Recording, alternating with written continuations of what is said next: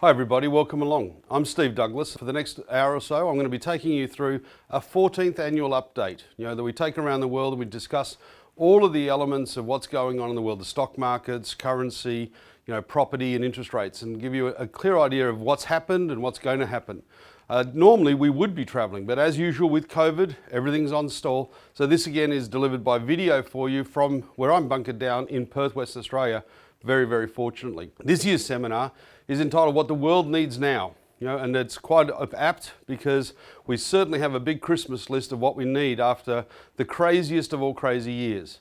So without further ado, let's get into it. As usual, I have to start off with our disclaimer. So just a reminder that what I'm about to discuss with you is my opinion only, and therefore, please seek personal advice if you want to act on anything.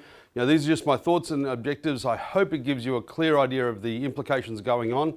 But I can't stress enough that it's just opinion. As usual, I'd like to start with a moment of reflection where we look back on what we predicted last year and see how we went in the market. First of all, with stock markets, we certainly had an interesting year. We did predict that there'd be a steady growth and there wouldn't be a correction unless it looked like Trump was not going to win the election. And that certainly occurred in the rumblings around about February when Biden looked to be the front runner. And things started to go crazy. Now that was coupled with oil and also COVID that pushed the market into a massive fall. But interestingly, we've seen full correction since then.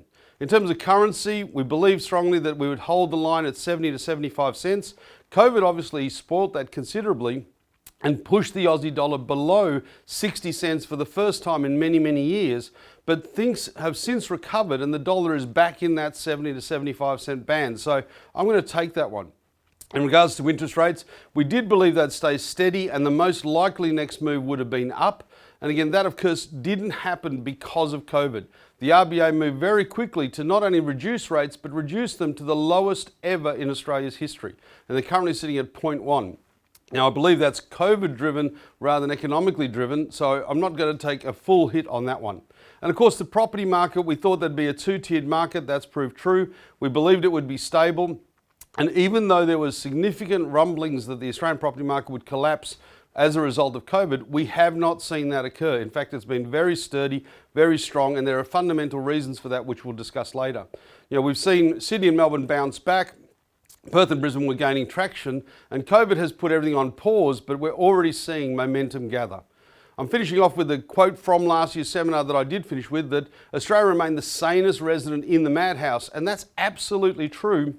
More so today than ever before. Australia's probably managed COVID better than any other country and is looking in fantastic shape coming into the recovery year of 2021. So let's get stuck into it. And as usual, we're going to cover the elements that are affecting us. And I think you cannot get past COVID. And what the world needs now primarily is medical. You can see COVID is a massive issue around the world. Over 60 odd million cases, 19 million current active cases and 1.5 million deaths. You cannot ignore the impact this is having globally. So the first thing we need is a vaccine. And luckily we've got a few choices. Which one will work? Which one is going to be the most successful? Time will tell. But at least we're now in the mode where we believe that to be coming in the near distant future. What's happening though is there's still a significant amount of the population that still doesn't believe that COVID is as bad as everybody's saying. I don't know how they can't when the numbers are so significant. So we have to wake up half of the world and say, you know what, this is serious. You have to do the sensible issues. And what that means is just good COVID practices, social distancing, hygiene, basic things that are required to keep COVID in check. It can be done. It's been proven successful, especially in Australia, where you can see Australia is number 95 on the list of world COVID cases. That's a significant result. Now, that's particularly true when you consider Victoria, in Melbourne, was huge in a second wave. Australia was totally under control in all states, and then Melbourne let it slip out with bad COVID practices, but was able to correct that very, very quickly to right now it has 0 active cases after chalking up 18 odd thousand cases. What that means is if we can manage COVID, we can travel with confidence. And that's one of the key elements missing in the world. It's a fundamental driver of economic activity and mental well-being. moving to see family, moving for vacation, moving for work. It's essential that we get travelling back next year, and we'll only do that with a vaccine and good COVID practice. But we have to have perspective too. COVID is serious, COVID is real, but it's also something we have to tolerate and learn to adjust to. And to give you an idea of that perspective, here are the normal global deaths. This is back in 2017, the last available numbers. And you see there's almost 18 million deaths a year just from cardiovascular, and cancer's racking up near on 10. So we are used to death. We've acknowledged and accepted death in some sorts. COVID at 1.5 is a significant issue for us all, but it's no different to some of the things we're facing on a day-to-day basis. What is happening though is it's getting all the attention, it's having overreaction and underreaction both at the same time in different places in the world. But one of the key reasons why it is probably considered to be far worse than things like cardiovascular, etc., is the fact that it's contagious. Other things are very much put upon yourself through your health and well-being. COVID is contagious, and that's why it's getting preeminence amongst all issues that we're facing health-wise in the world. We cannot deny its importance, we cannot deny the need to fix it, but we should also rationalise that the fact that it is manageable, it is tolerable, and we have to adjust our lives accordingly. In regards to politics, the list is endless of what we need now. We've seen just the US election and the fact that that's still in a bit of a mess because Donald Trump refuses to acknowledge that he has not won the election. And this is not helpful in any way. So my Christmas list for politics is probably unachievable, but I might as well give it to you anyways. We obviously need truth in governance. I'm not so sure we always get that. We need stability, we need respectability, and we need unification. Now, these are things that allegedly Joe Biden is going to bring to the US. We need that not just in the US, but across the world, especially at a time like now when there's such confusion, such a need for alteration of life. We need great leadership through the political regime. We also need to look at the financial elements of efficiency. I've long been concerned that we are not getting the best bang for our buck from government spending.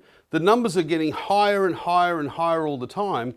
$1 billion stimuluses, $1 billion here, projects that are just so expensive you cannot rationalise. So I would like to see a return to seeking efficiency in delivery of government programs in particular. And part of that would be in transparency. If we can see what's going on, we might be able to be better judges of that, but I'm not sure what's going on. And again, we need accountability. If there is some sort of wastage or non-productive stuff going on, we need to be able to stop, pause and reflect. Is this what we need as a society? And that to me is critical. But probably more than anything, we need government to ensure we have appropriate COVID management techniques. Now, you might say that that is easy or hard to do, but Australia is the poster child of what's necessary. So if we look at what Australia has been able to do and how they've done it, we've kept COVID cases to a very, very low level in everywhere except Victoria. Now that was a management issue of the borders, and Australia was one of the first and quickest governments to close its borders completely and put in quarantines, etc. Many other countries left their borders open, and therefore COVID was able to run rampant because many places such as the UK left their airports open without checking who was coming in or out. So there was no testing, there was no release, it was terrible, and hence COVID was able to spread rapidly and significantly in communities. Australia shut the border, and that contained COVID. Now, a breach in Melbourne, with the quarantine rules led to a second outbreak. But as you saw earlier, they now have controlled that to the point where they have 0 active cases. Now, what that means is it is totally manageable if it's done right. Victoria proved how to do it wrong, and it also proved how to do it right. And it should be a reference point for every government in the world. You have to manage movement. Of course, economic support is critical. Australia's economy fell 8% in GDP in the June quarter. But the government was very quick to introduce stimulus and offered it across the board. And that's critical. It went to businesses, it went to personals, it went everywhere. Around the world, we haven't seen the level of consistency and action that Australia did. And Australia is already growing again after COVID, which is fantastic.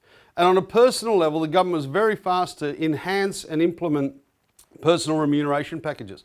Anyone that was on benefits got more payment. Anyone that lost their job got support. Employers were given the option to keep their employers rather than putting them on the dole queue through a JobKeeper program.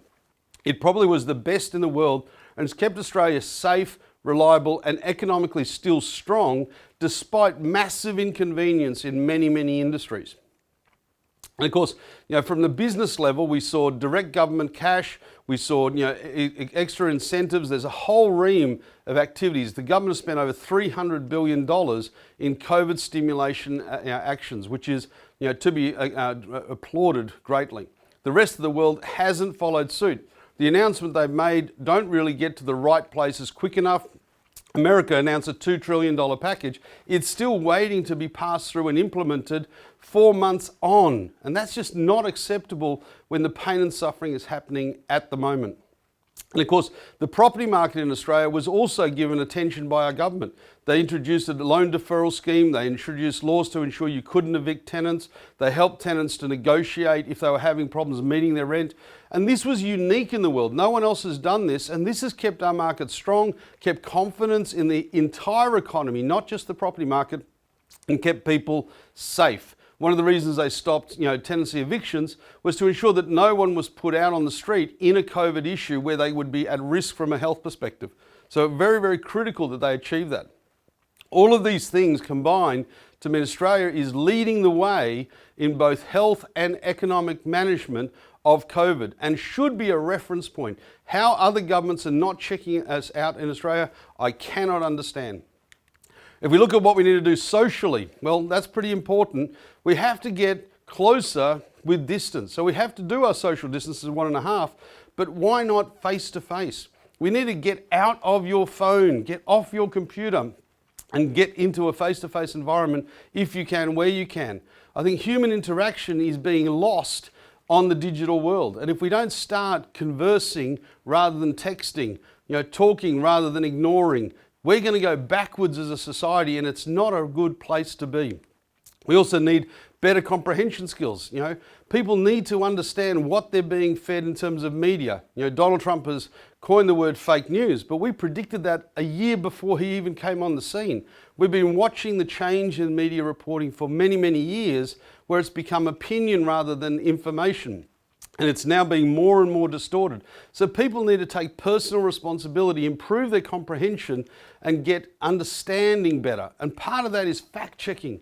You've got to understand that the stories you read are not necessarily true. If it sounds a bit strange, go independently research, go double check, Google, whatever you have to do, but find some answers. Talk to people in an open-minded perspective. Because one of the issues that fake news, misinformation is doing is people are putting their opinion before fact. And that is a bad situation for the world. It means people aren't listening to the other side. They're not contemplating an alternative. They're not having dialogue. They're just having destructive commentary. And that's not good for us as a society at all. We have to get over this. Hopefully one day we will. And what we need to do that is just simple compassion, simple understanding that other people's circumstances may be different. Your understanding may not be the same as the reality. You have to be open-minded. You have to be caring, and you have to think about things. And if COVID can't teach us that, when are we ever going to learn that lesson? We also need to be economically smarter, and that means the most important thing we need is a return of confidence. If we don't have confidence, we don't have an economy. Everything in the world is built on confidence. The willingness to push my life forward, have faith in my future, build a future for my children, invest, buy a home. All these things are confidence driven. Confidence has obviously been shaped, but we've been here before. The GFC was very similar. It was financially touching everybody, but not health-wise. This is a health-induced issue, not a financial issue. The financial is a consequence. But if we restore confidence in our future through the likes of the vaccines, then economic activity returns very, very fast. And I remind you, the GFC saw things recover really, really quickly. Within about 18 to 24 months, normality had started to emerge and prosper. What we need to do is look at debt. Debt is a big issue, not at personal level, but government level. One of the big consequences of all of this activity with COVID, the reduction in growth revenues from the governments, the increase in expenditure and stimulus, is that all governments around the world are going to come out of this on the other side significantly more in debt. I see that as a potential issue, but that has to have a conversation soon after COVID normality occurs. Because what is the consequence of that debt? What is it? What's the responsibility? What's the cost? What are the conditions? That has to be in the conversation very soon. And of course, we need to look at financial stamina. We've got to be able to see how do we cope, not just at government level, but at business level. You need to be able to survive longer than you ever had before. You know, small businesses have struggled significantly in COVID because they didn't have the resources or the reserves to last. Now that's hard to change. It's going to be extremely difficult for many, many years for them to remedy that because of the fact they're going to spend the next few profits just catching up on the losses of COVID. That's not going to be easy. We need to address it somehow, somewhere, whether it's culturally, economically, through government intervention, through education. We have to look at something along how do we build financial stamina in the system. One of the keys, I think, is to make sure we're putting people before corporate. We're seeing corporates still record amazing profits. You have huge amounts of reserves. Some of these companies have billions and billions of dollars of cash in the bank. That doesn't make sense when you're going crazy. You know, in the old days, if you had had 1 or 2 months of cash in the bank of turnover, that was considered massive. Some companies are carrying 2, 3, 4 years of cash of their turnover. So they have 4 years turnover sitting in the bank ready to use on something, and they're very seldomly using it. What we do have an issue is valuations and cost sensibility. They're getting out of whack. You know, right now you would think that the world's costing would be low, everything would be cheap because COVID has had impact. But what we're seeing is things are costing more, valuations are higher. That doesn't make sense. Something's not right, and we need to address that at some point in the future. What we do have to do is embrace the fact that just existing as humans is enough for sustainable economic activity to keep everybody doing well. Growth has always been the obsession of the world. It's not as necessary as basic movement, basic sustainability, basic existence cost. We need to make sure people can exist and prosper within their environment, within their community, especially now because they cannot move. They cannot move borders, move states, move houses, whatever. It's all too difficult right now. And all we really need is a good dose of common sense back into the system. Now, we're doing silly things at times. We have to wake up. We have to address it. We have to change our role models to people that are helping us do things wisely and sensibly rather than the ridiculous that is the extreme in just about every place you turn. So that's what we really need in the world. We need some good governance, some good medicine, and some good common sense economics. And then I think things will be fine.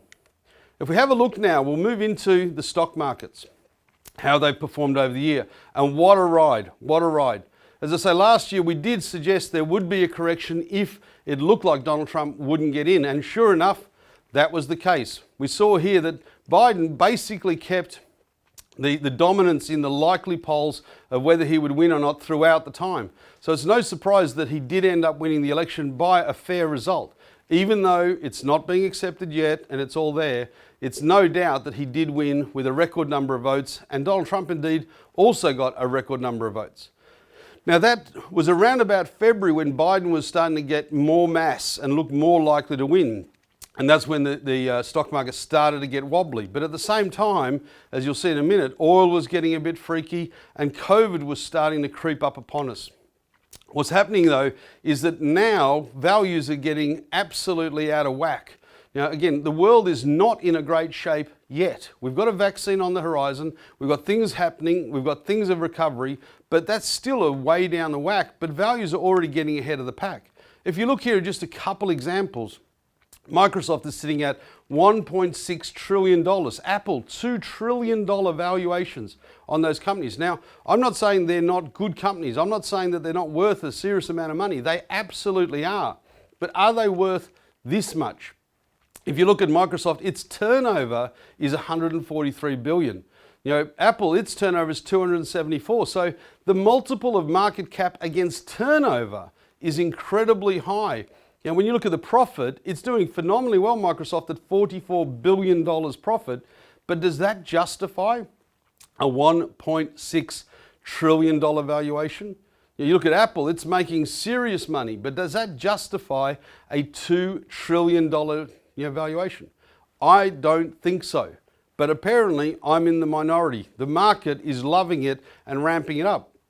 And you can see there Microsoft, from its drop down is already back past its previous high. It's gone up 60% this year from its COVID fall price. If you look at Apple, it's gone up a crazy 130%. But that's nothing compared to a little company called Tesla. If you look at Tesla, it's now worth over $560 billion.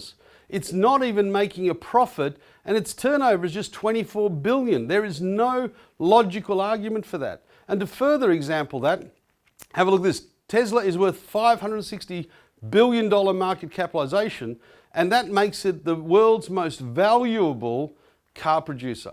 Not the world's most active. It's not producing anywhere near as many cars as its competitors, but it's the world's most valuable. If you look at it, it's worth more than the next 8 people on the list. In fact, the 9 out of 10 is worth 714 combined from rank 2 to rank 10. 700 combined for 9 companies, just a little bit more than Tesla with 1, and the production on all those other companies phenomenally more significant. And you can argue, of course, that Tesla is not just a car maker, it's technology, it's storage, it's this, it's that. But at the end of the day, the numbers still don't stack. The story and the reality do not mix. You also have a look at recovery stocks. They're not going too well. They're going a bit too early now as well. If you look at something like Flight Centre, it's sitting there with a market cap of $3.5 billion, but it's up 100% from its COVID bottoming out. Now that's still significantly less than the higher $45 that it peaked at. It's now trading at around about $18. But that's still an uplift when you consider that we haven't started travel much. We haven't started with the COVID. So if you look, we're probably getting a little bit ahead of ourselves, already pre-valuing companies in recovery when recovery hasn't formally begun. Now if you look at a boring company like NAB, its asset price, its profit, they're all solid, and it's still under its previous high. But it's gone up 70% this year already. That's pretty phenomenal. But you need to have a look and see what you can do, because one of the things we have to consider now with COVID is, for the first time ever in the history of man, we now have full global industry rebuilds. Things like the airline industry, the accommodation industry, the short-term travel industry. These have been absolutely smashed by COVID and the restrictions that COVID has brought. We have to turn these around and rebuild these industries. We've had layoff after layoff of pilots around the world. We've got the accommodation industry hanging on by their fingernails thanks to quarantining and a few issues. But we have to get that movement back. So how we tackle rebuilding industries simultaneously around the globe is going to be a great challenge of 2021 and 2022. As a result, what you've got to look at in the stock market is not so much how good the company is, but what is the survival capacity of that company. You're seeing these recovery stocks lift, but have they got the capacity to get to the day of recovery, or are they going to fall over halfway, 3/4 of the way there? Will they make it the whole distance? You need to assess that if you're buying any stock. There's still lots of values, such as NAB. Still under its prime, still under its peak, still very profitable. Its profit at $2.5 billion was actually 5.2 trading profit with a $2.5 billion provision for bad debts that may or may not occur. So to me, things like that are more attractive than pie-in-the-sky Tesla at incredible return rates.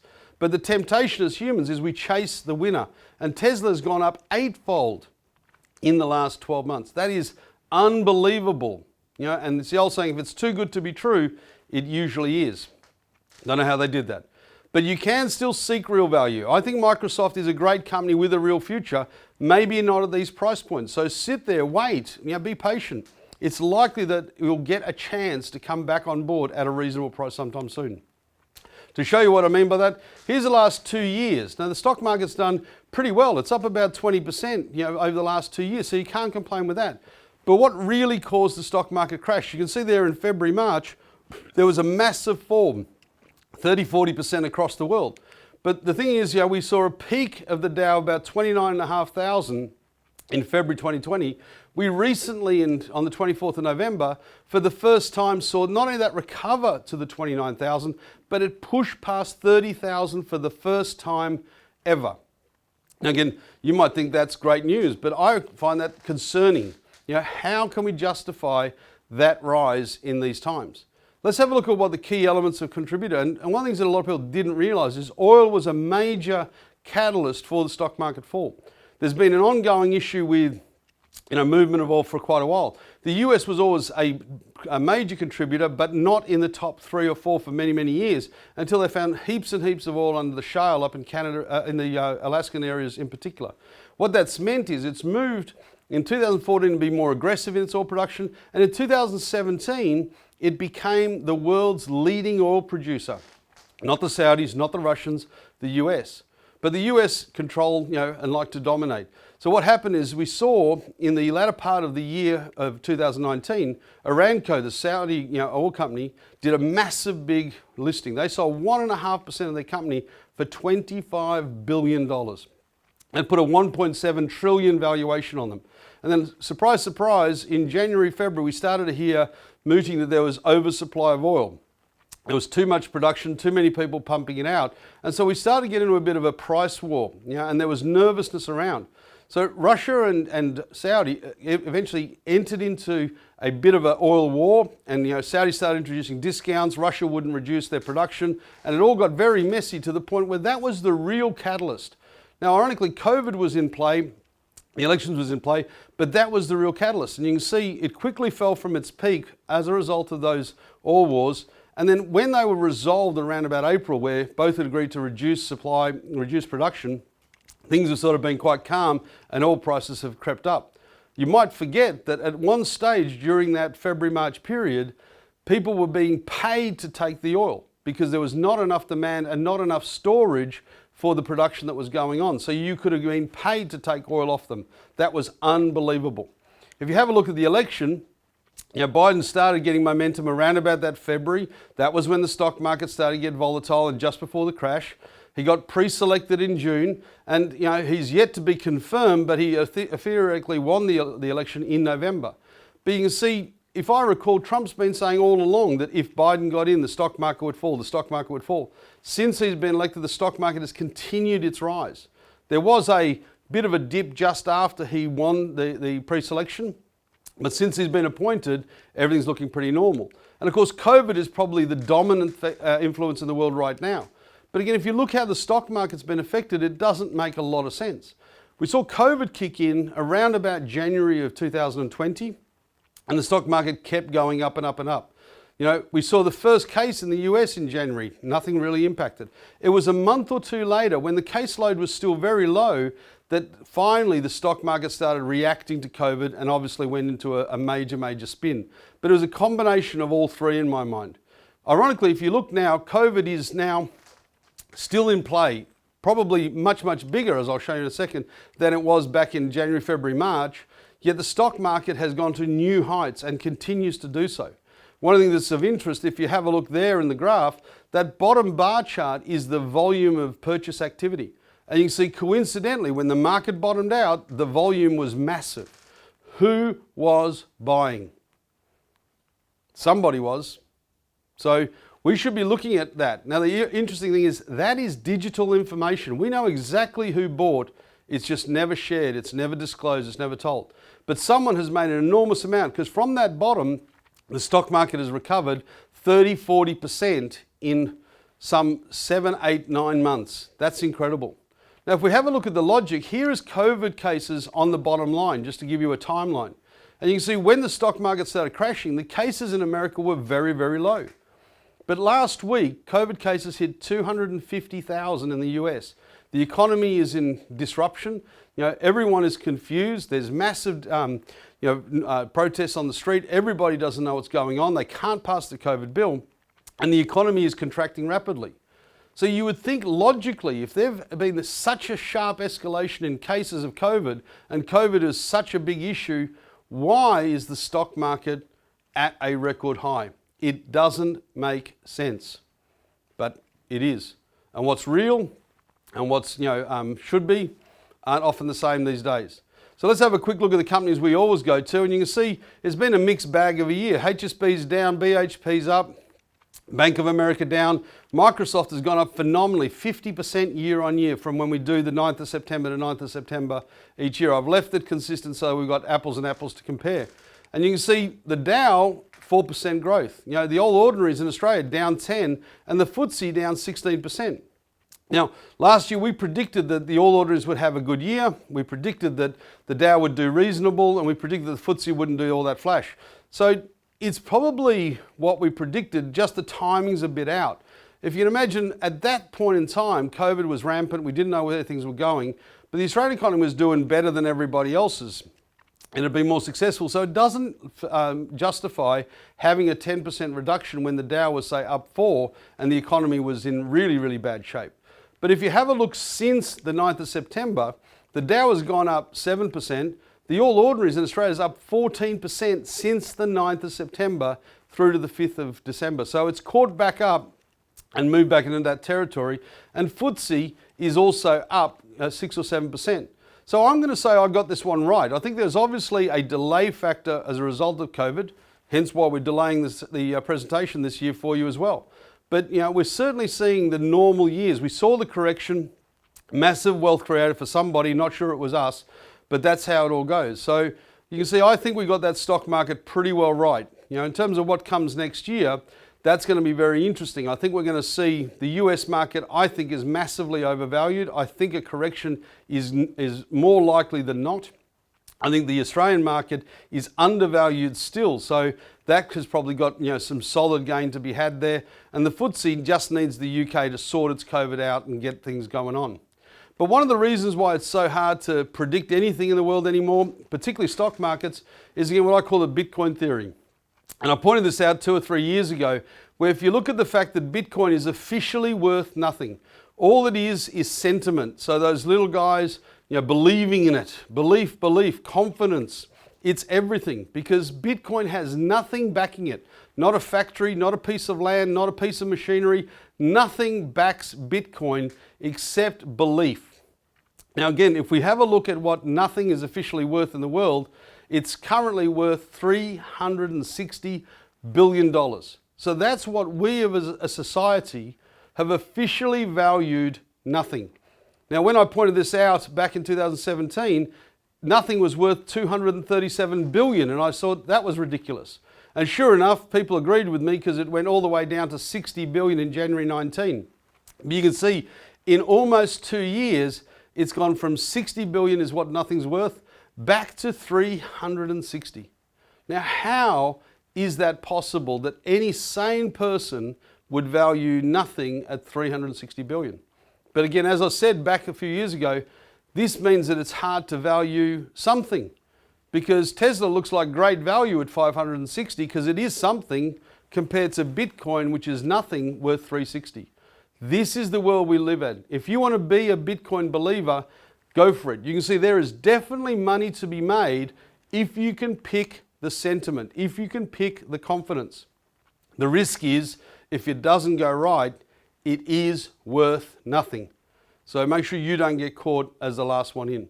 So my stock market prediction, I think we're going to see a volatile and dangerous year in the US, not for any other reason except overvaluation. I think we've got a consistent year in Australia, and I think UK should start to get normal if they can get the COVID into check. Moving on, let's have a look at the dollar. Now, formerly there, I predicted the dollar would be 70 to 75 cents, and for a while there it was moving in that direction. I was feeling very confident, but when COVID hit, we saw a massive recorrection of the US dollar. Now, we saw this exact same phenomena in the GFC, and the reason is the US dollar is seen as the currency of safety in the world. When things are going wrong, people would rather hold US dollars, considering it to be more tradable than any other currency. But as soon as people realized that the greenback was not backed by very much, the economy was weak, the borrowing was getting higher and higher and higher, you've seen the greenback weaken very, very quickly, and the Australian dollar is back where I think it should be, above 70 cents, in that 70 to 75 cent range. So I'm going to say I got this one right, because the reason it went down below 60 was just COVID, which was an unpredictable event. Now, hopefully, if you were wise, you'd know that if it should be 70 to 75 cents, and you see the dollar dip, just like any share, if it should be high and it is low, that's opportunity. And you should have acted sending US dollars back to Australia in Australian dollars, shifting currencies. That's what you're meant to do. When you see things unusual, take advantage of the opportunity. But the dollar is back, I think, in the normal range. Unfortunately, most people will now hope that it goes back towards 60 cents, which on current form is not likely. The economy in Australia is in better shape than most. The exports are still driving strong. There's still lots of good things going on, despite the fact that Australia is in a tougher with China at the moment on exporting. If we have a look, one of the reasons I believe that, Australia, believe it or not, has just had a technical recession as a result of COVID. And believe it or not, it's the first recession since 1991.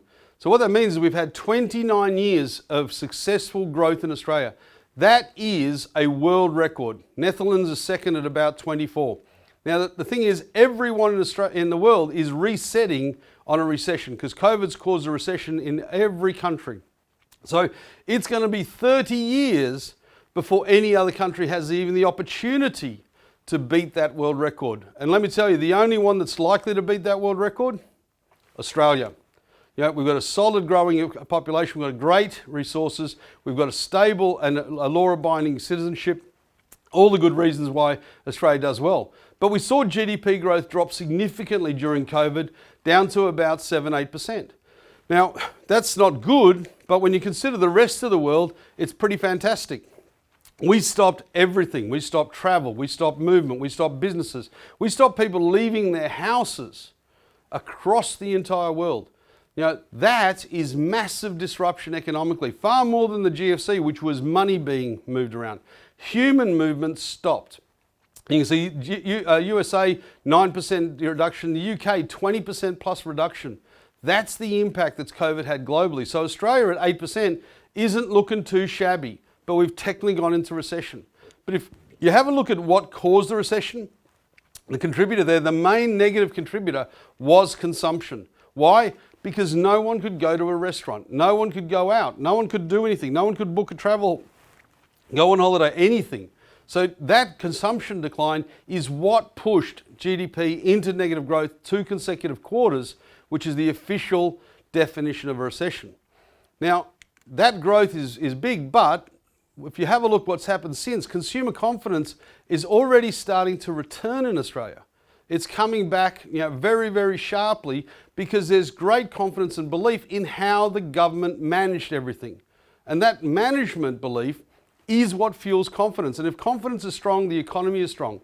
And to prove that to you, even though these charts haven't been updated, the latest news for you, the economy is officially out of recession in Australia already. September quarter came in at 3.3% growth.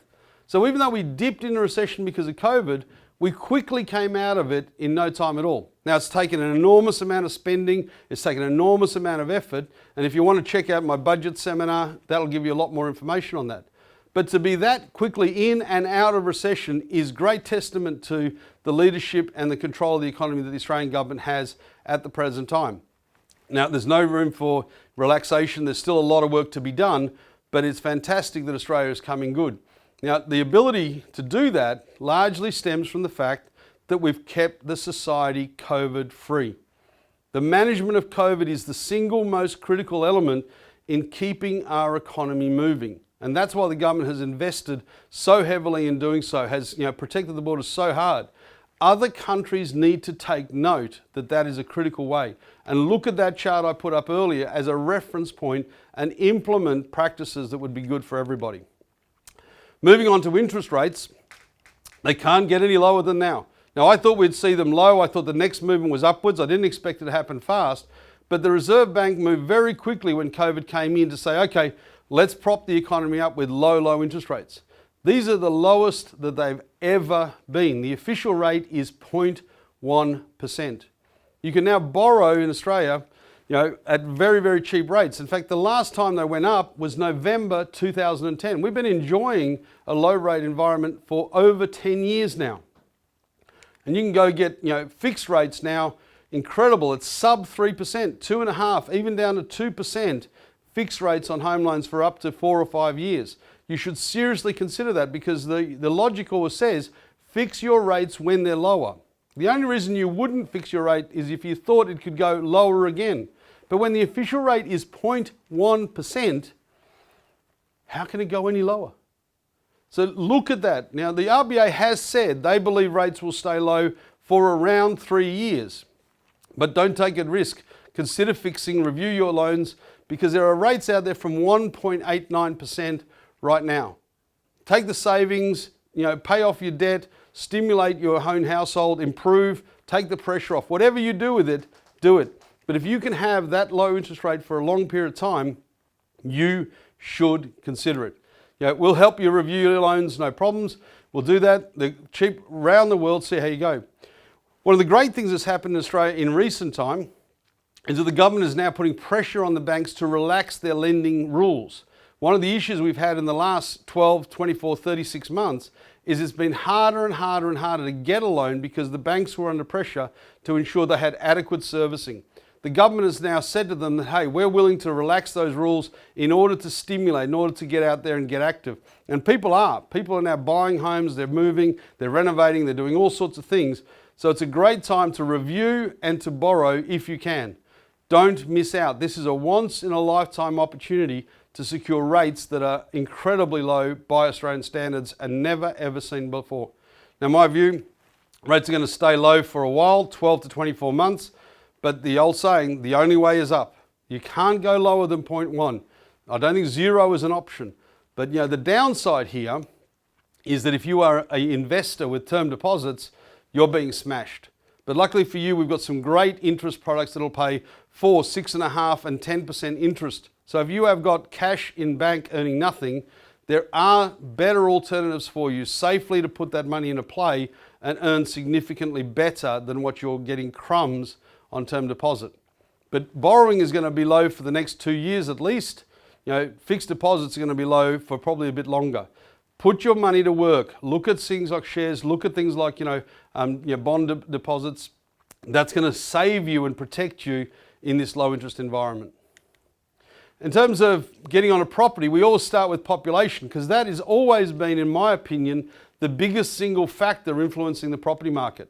And that is true, but last year Australia's population did contract a little bit.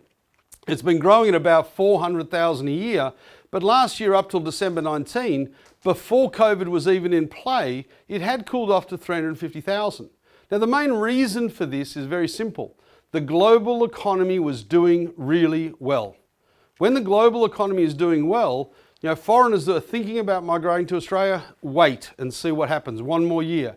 Expats that are thinking of returning to Australia say, oh, wait, one more year. People in Australia looking for a career advancement overseas say, let's go before it's too late. So we saw that reduction not for any other reason than opportunity abroad was greater than opportunity in Australia. And you can see New South Wales dropped from 123 to 90,000. That's not unexpected, because New South Wales, as we've been saying for the last few years, has become more and more expensive and therefore more and more pressure to have a decent life at that level. And we've been saying for a couple of years that you can expect movement into the Queensland, WA alternate markets that are more affordable, more enjoyable at a more modest budget. And that's naturally happening. But still at 1.4% population growth, 2019 was a fantastic year, by world standards. Now, of course, what's happened subsequent to that is COVID. COVID has smashed that.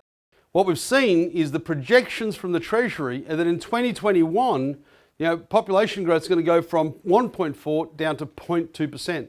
In 21-22, it's going to go to just 0.4%.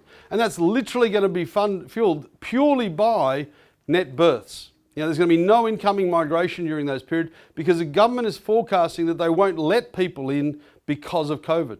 Now, with the vaccine coming into play next year, that could change quickly.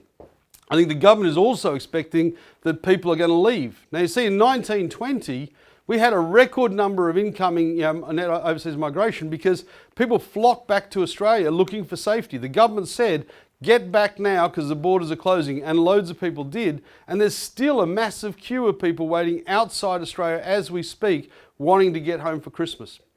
Hopefully they get there. If you're one of those, good luck.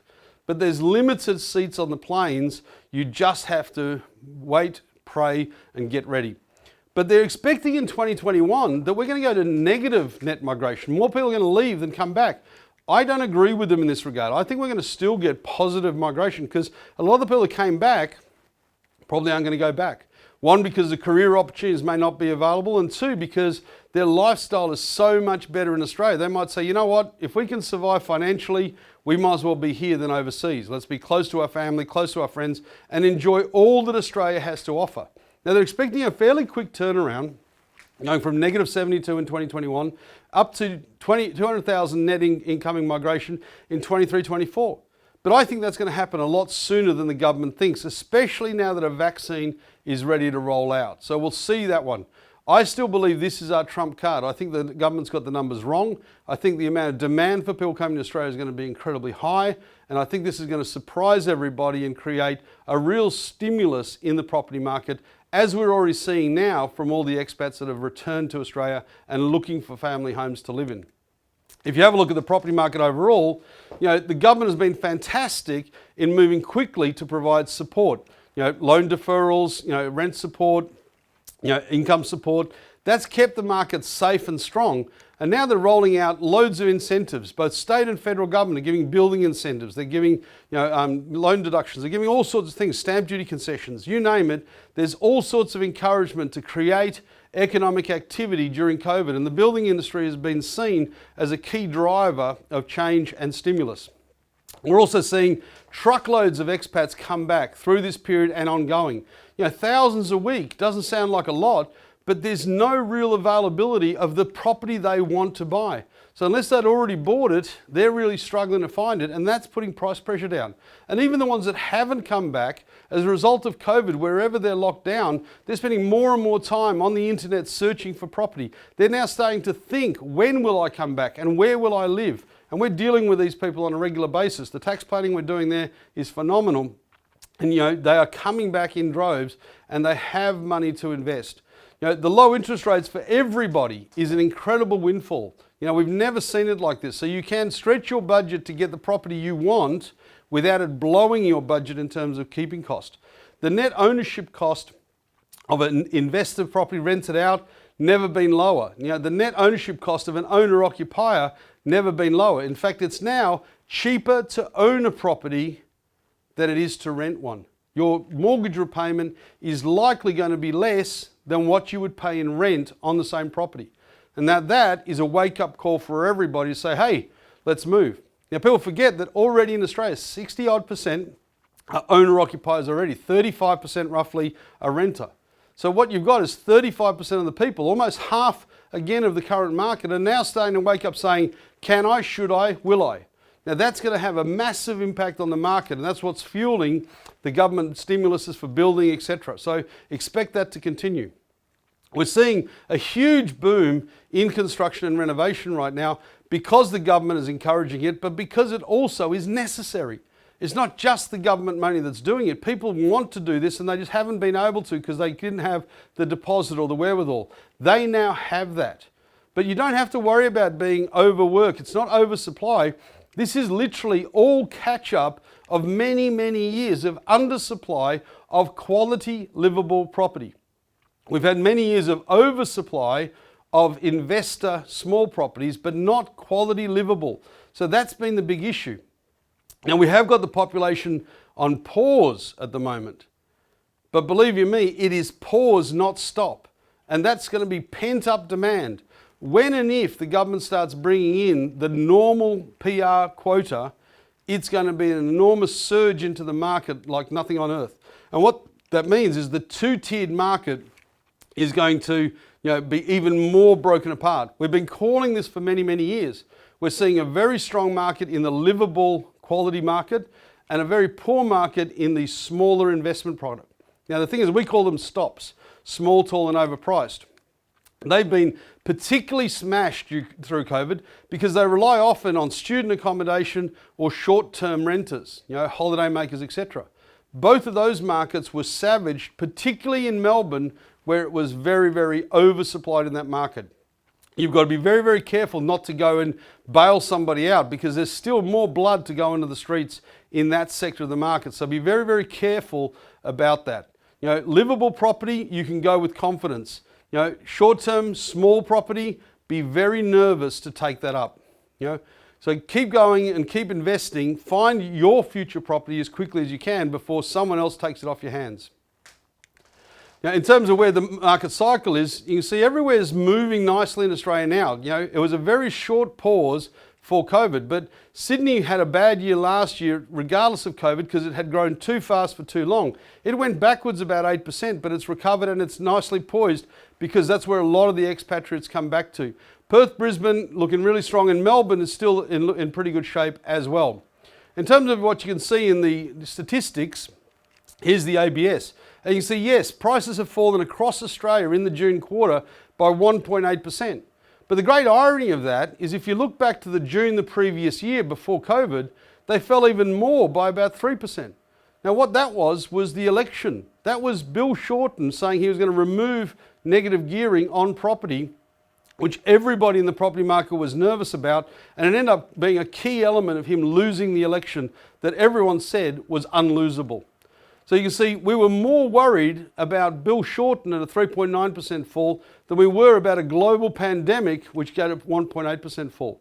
But we're already seeing anecdotal evidence that things are confident and prices are on the rise. The year to June of 2019, minus 7% across the board, largely because of the falls of the Melbourne and the Sydney markets recorrecting from too much growth. This year to June, we still, even with COVID, had a plus 6%.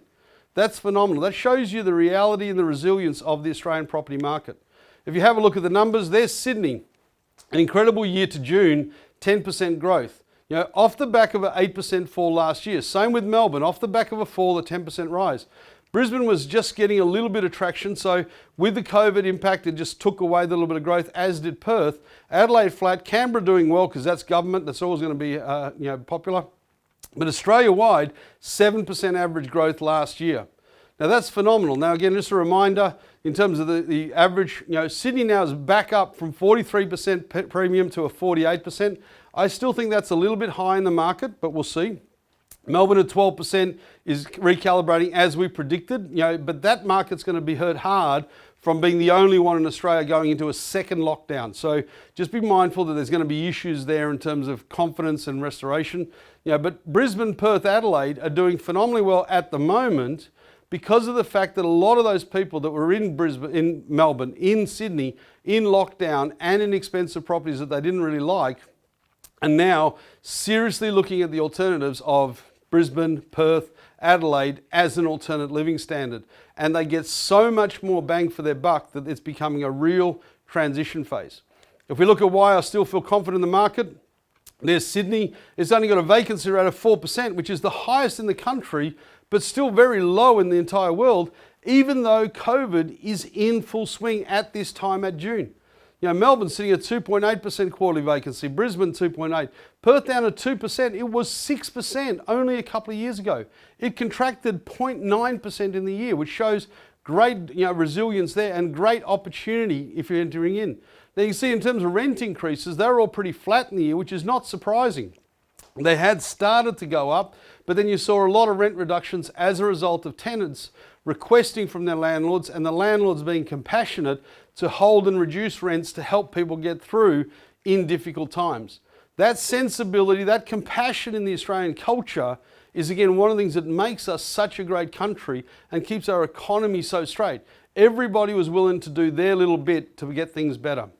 So this vacancy level is very, very good news in terms of safety to enter the market. Whilst we've got this level of contraction, you can safely go in where there's no oversupply. And even with all the building, it's going to be residential, owner-occupied rather than investor stock for the next probably 12 to 18 months. There's going to be a shortage of rental properties of good note. So as an investor, it's time to move. Simple as that. As an owner-occupier, it's definitely time to move. Get advantage of those cheap interest rates, get advantage of a sensible market, get advantage of one of the best value quality markets in the world and start making a move on your property. Finishing off, we're all hoping for a happy new year.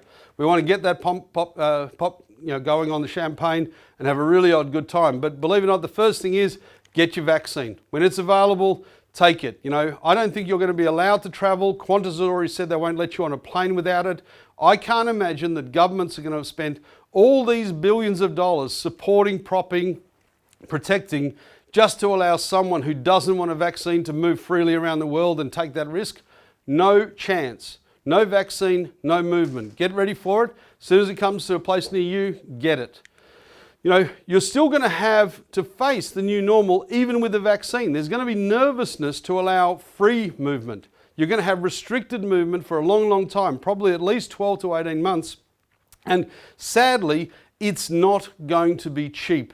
It's going to take a long time for airlines to get back to the price points that they used to be when things were all fine and dandy. You know, they've lost a lot of money during this COVID period. They're going to have to recover it back from somewhere. So the new normal at restaurants, at travel, at movement, at all these things is going to have to be accepted. Don't grizzle, just get on with it, find your way to deal with it.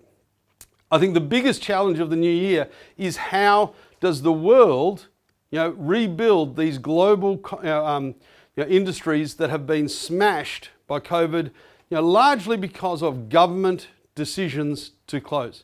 So we're going to have to look at what's going on there. How will the airline industry survive? How will accommodation? How will hoteliers? This is going to be the real challenge, going forward. And then of course we've got to make sure that you don't get caught up in the hype. You can see, the stock market's going crazy, unjustifiably in my mind. Something's not right there. Don't get caught up to chase those when it's too late perhaps.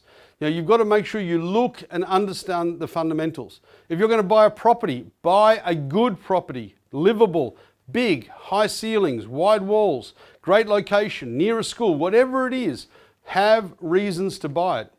If you're buying a company, buy it on factual evidence, not hope, not what Tesla might do. What is Tesla doing today? Those movements in price are crazy at the moment. And believe you me, the world is about to wake up. The irony, I think, is that we're all thinking it's all okay. There's some disbelievers, some real believers, but the finances don't make sense. Governments are going in debt, corporates are making too much money. Something's going to happen. Don't be surprised to see a stock market correction, particularly in the US, because the valuations there need to be moderated. Something has to happen somewhere. But the big thing that I always remind people in Australia at the moment, Australia's doing really well when the whole world is literally asleep because it can't do much because of COVID. Economies are slow, people can't move. Imagine what will happen to Australia when the world wakes up. If it's doing as well as it is, when there's no incoming tourism, when there's no students, when there's no global trade of any note, what is going to happen when the world wakes up? It's going to be a boom time for Australia, because everyone's going to look at Australia as that's the place to be. What you can't deny is the way Australia has managed COVID has been fantastic, and that is going to be the biggest form of advertising and attraction that's ever been done previously. Most countries don't realise how well Australia is doing right now, largely because their governments don't want to use it as an example. If you're the US, you don't want to look over at Australia and say, hey, they've got it under control and they're all walking around and going to sports stadiums, because you can't do that in the US. And someone might say, why aren't we doing that? But when the dust settles and everyone's saying what happened and who did the best, mark my words, you're going to see report after report about how good Australia was, how well we handle it, with kindness, compassion, and cash. That's the important thing we did in Australia. We dealt with it appropriately. As a result, I think you're going to see lifestyle seekers flock to Australia. It's the safest place in the world now, and we always knew it was the best.